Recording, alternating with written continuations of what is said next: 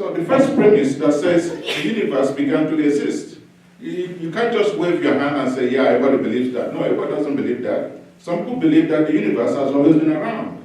That the universe is eternal. But unfortunately, science has disproved that. In fact, Stephen Hawking himself, with the theory of singularity, backed up the theory of Big Bang.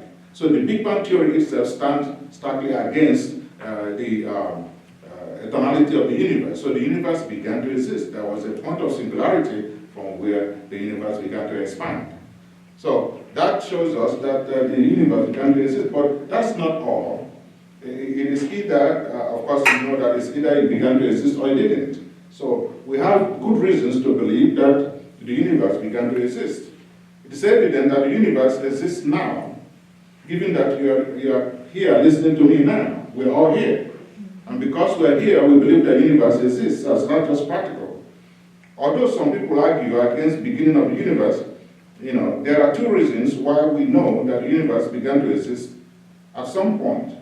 First, it is impossible to cross the actual infinity. That is a philosophical argument. If the universe had no beginning, that is to say, we're infinite, we would have not arrived at this moment, because arriving at this moment would entail crossing the actual infinite line. But there is no actual, we have not crossed actual infinity, and if we did, we wouldn't be here. It's just impossible. And what that means is, if you never began to run a race, you will not arrive at the finish line. Actual infinity, I'm trying to break it down because it's so, it's just mind-boggling when you define it in philosophical terms. It's like trying to jump out of a bottomless pit. Yeah. So for you to jump out of any place, like I'm standing here, I would jump from a point, but if it's a bottomless pit and there's no point from which you would jump, you can't jump out. If each time you want to start a race, how many of you have run a race before? And they have this starting point. Each time you're about to start, they say move back, like 10 feet back, and then you move again. They say, okay, you're about to start, but move back another 10 feet, and you keep moving back, you never start. And when you never started, you couldn't arrive at your final place. So we are here now. For us to be here, philosophically, means that we started somewhere to arrive at this moment. So the concept of infinity is such that if the universe were infinite, there wouldn't have even been time. Where would you start? Time starts somewhere and ends somewhere. So as long as we have time today, then that means that the universe started some point in time. Crossing the actual infinite number of things, of events that leads to the other, is impossible. In other words, if you never began to run a race, like I said earlier, you will never arrive at the finish line. However, we are at this moment, therefore the universe began to exist. The second point that backs up the existence of the universe is the second law of thermodynamics. And this second law informs us that the universe is irreversibly running out of energy. And that is to say, if it's an infinite universe, would have run out of this energy an infinite number of years ago. And scientists are telling us that it's run out of energy, and they can calculate when it's going to finally run out of energy. So that means there's going to be an end. And if you have an end, that means you have a beginning. Mm-hmm. So the second law of thermodynamics shows us that the universe had a beginning, and it's going to end one day. And that is to say, you couldn't say it never started to exist. So that establishes the fact that the universe actually began to exist. And this is not drawn from the Bible. This is drawn from both philosophical point of view and from science, that the universe began to exist. The second premise is whatever begins to exist has a cause.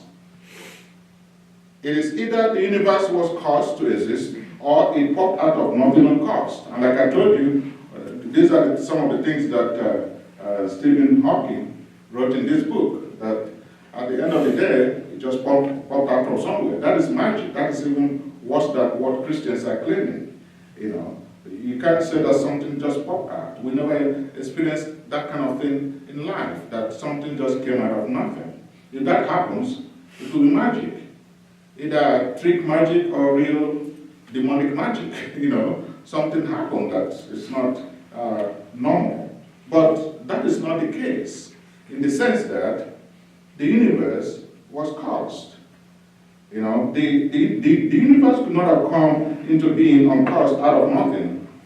This statement, like we know, is intuitively nonsensical.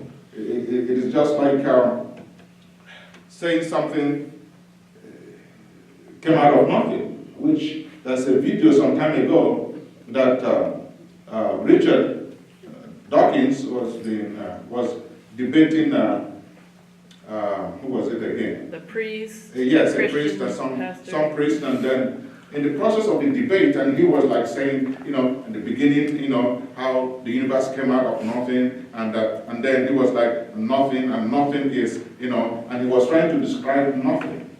The people began to laugh. And he was like, why are you all laughing? And the priest said, because you're trying to define nothing. You see, that is delusion right there. He got to that point where he wanted to create, make nothing look like something, so that it will sound logical that he is saying that something came out of nothing. But it was impossible. He didn't know he was making himself a laughing stock. And by the way, let me say this.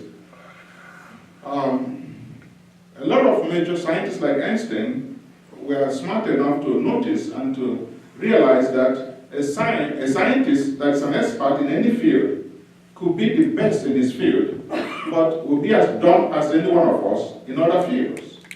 So that is part of what is going on in our generation, is that scientists are crossing fields and acting as if their expertise in their particular field of study gives them the right to adjudicate in theology.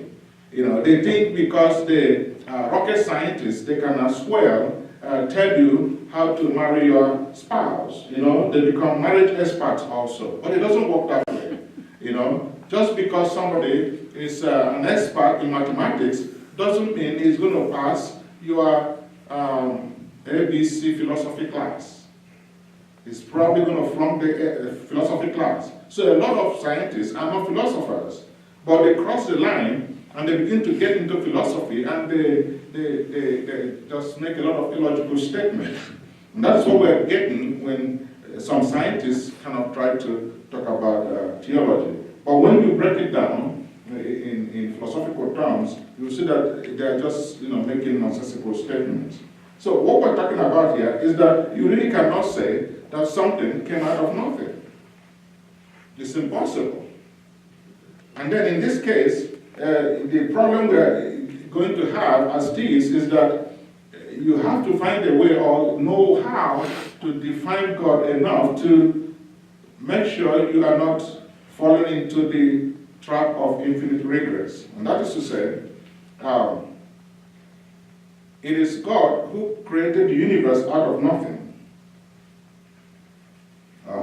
Okay, so God created the universe out of nothing. So how come? Who created God?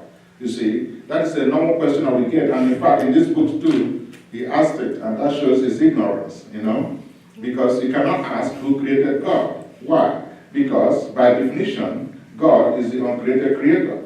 So asking who created God is like asking who created the uncreated creator.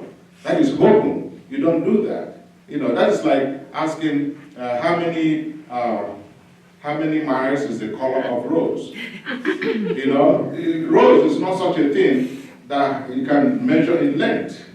Like miles of the color. Sorry, the color of rose is not such that you measure in miles. The color of rose, you measure it in hues. What is the hue of the color? Then you say it's burgundy, it's dark red, it's light red, you can describe it in different hues of red. But you cannot say it is 10 miles long.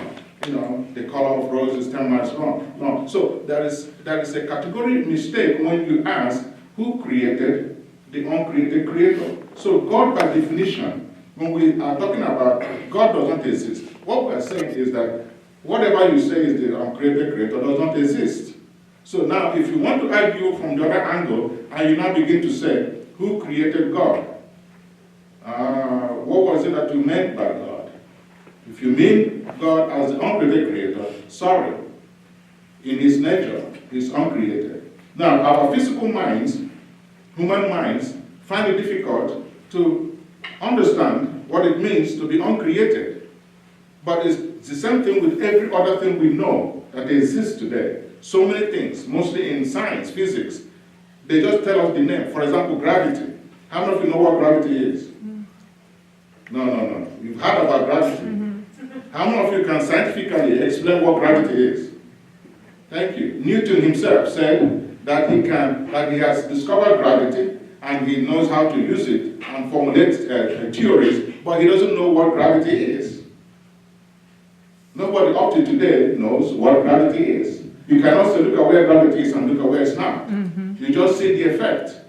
So we accept such concepts in science, but it's difficult for us to accept the concept of God as the uncreated creator. And like I said earlier, it's not even God only who lives outside time, space, and matter. We have what is called abstract objects, universals. They are the same thing, both here in this realm and outside this realm. For example, geometric axioms, mathematical principles, like when you say 2 plus 2 is equal to 4. 2 plus 2 equal to 4 does not change whether you're in heaven or earth. 2 plus 2 equal to 4 does not change no matter where you are in the universe. So those are mathematical axioms, and they don't change, and they exist as abstract objects. We pulled from them. In fact, the whole science is based on the accuracy of these mathematical axioms. If you remove the axioms, then we don't have anything. And, Plato called those kind of things the forms, and Aristotle has his own theory to it. But the point is that these things exist in the mind of God. They don't exist by themselves because they are not minds, they are abstract. And when they are abstract, 2 plus 2 equal to 4 cannot do anything by itself. So the only thing we're left with outside this universe is an intelligent mind. At this stage, let's not even call him God. Some intelligence. And of course, even in science today, the irony is that a scientist will comfortably believe in the existence of extraterrestrial beings. Who will be the extraterrestrial beings? And then we ascribe to them some supernatural powers. We ascribe to them some extraordinary, magical kind of technology. Are you getting what I'm saying now? So most people are comfortable with that when you say that when these beings, when the UFOs arrive, and they show up here, and their kind of technology, how they can walk through walls, and then their spacecrafts can disappear and appear, that kind of thing. Those are supernatural things that we're mixing with science. But then when we come to pure theological supernatural, we deny those things. So that's an irony there. But the point is that God is by nature the kind of thing that is not created. Is by nature the uncreated creator. By definition, you cannot say who created God. So that gets us to that place where the infinite regress stops. And it is stopping not just because God is God. It is stopping because once you're dealing with an intelligent mind, an initiator that intentionally initiated creation, the first cause, then you're dealing with an initiator that is not initiated. Because if he were initiated himself, if he were caused, whatever caused him will be the cause of the first cause that caused the first cause. Are you getting what I'm saying? So at some point there is a stop at the infinite regress, which we find in the concept of God, whereby he is a transcendent creator that was not created. The next premise is more like a conclusion.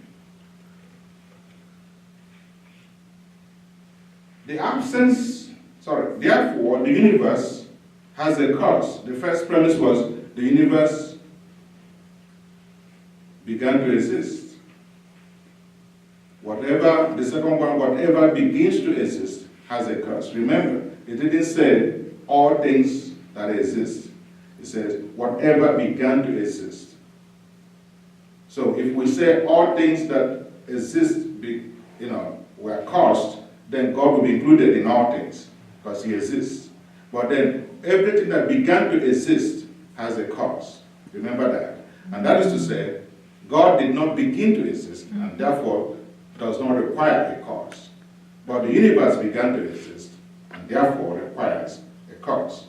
So the universe has a cause. From these two premises, we can draw a logical inference that if the universe began to exist and whatever began to exist has a cause, therefore the universe has a cause.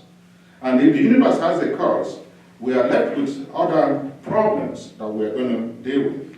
The absence of the initial conditions, time, space, and matter, before time, space, and matter. Okay, you see how that goes. That is like pun intended.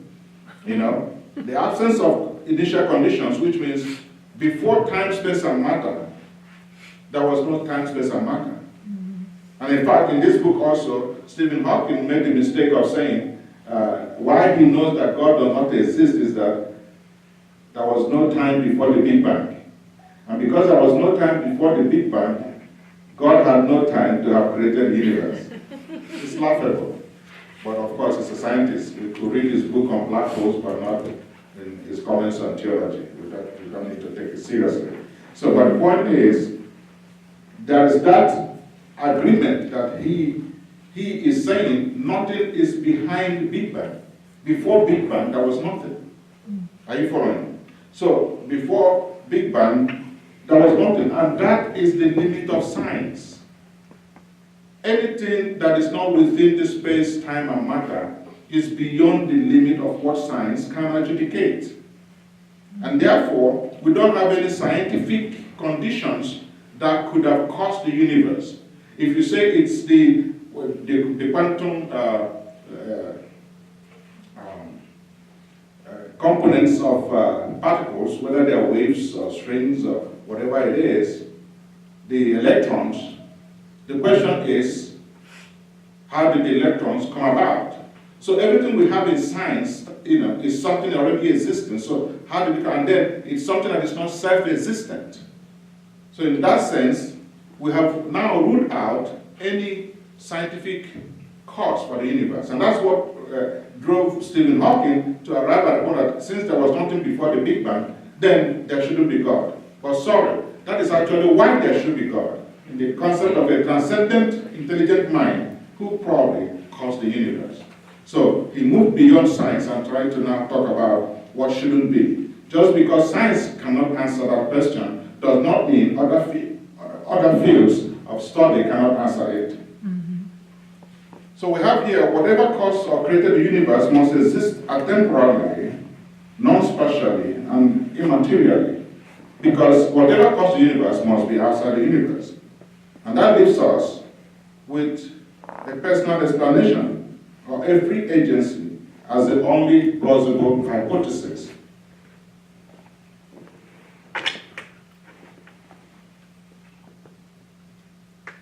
That caused the universe. The cause of the universe is immaterial and timeless, and it suggests personhood in the sense of a mind. And the cause of the universe must therefore be a person with the power of spontaneous choice, who freely decided to create, whether it is a Christian God or any other thing. That is a logical conclusion that if it's immaterial, it's timeless, and then it couldn't be abstract objects, it could only be a mind, then a mind is going to be a person, and that person should have spontaneous act of free will, deciding to do something by himself. Because if something caused it to decide to do something, then that thing that caused it to do something becomes the God we're looking for. But this person has to be somebody that has spontaneous power to decide freely what to do or what not to do, especially to initiate the first event, which we ascribe to God. These qualities only point to one person, and that is the God that the Christians describe. atheists agree with the definition of God, or with this definition of God, or they do not believe in the existence of this God. So when an atheist is saying God does not exist, it is this same God is saying does not exist. So we don't fight with that. That's what they believe. But then, if that is the definition of God that everybody believes that this is the definition of God, when we are now saying this is the God that exists and science points towards this God, and when there is an absence of any other plausible explanation to the existence of the universe, then we can rightly say and rightly believe that the best explanation for the existence of the universe is a personal, transcendent, immaterial God. The argument that I presented is that the universe began to exist, and by being caused by something, and that thing that caused the universe has to be personal, and whose description matches the God of the Bible. Therefore, not only that God exists, the belief in God is rational, not just based on a circular reasoning by using the Bible to prove the Bible, but by logical, philosophical, scientific, and experiential reasoning.